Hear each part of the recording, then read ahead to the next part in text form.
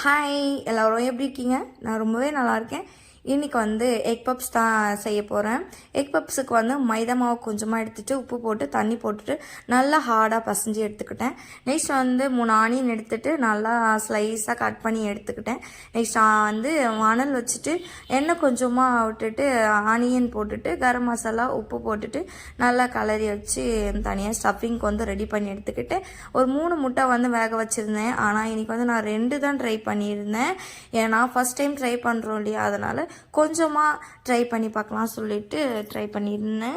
அப்புறம் மைதா மாவு பிசைஞ்சு வச்சதை எடுத்துகிட்டு நல்லா தேய்ச்சி எடுத்துக்கிட்டு 3 லேயராக தேய்ச்சி எடுத்துகிட்டு அதுக்கப்புறம் ஒன்று மேலே ஒன்று வச்சுட்டு மறுபடியும் அதை இன்னொரு டைம் தேய்ச்சி எடுத்துகிட்டு அதுக்கப்புறமா பட்டர் ஆட் பண்ணிக்கணும். ஒரு லேயர் மேலேயும் பட்டர் ஆட் பண்ணிவிட்டு அதில் ஸ்டஃபிங் வச்சுட்டு 200 டிகிரியில் 35 மினிட்ஸில் வந்து வேக வச்சுட்டோன்னா சூப்பரான பப்ஸ் ரெடி.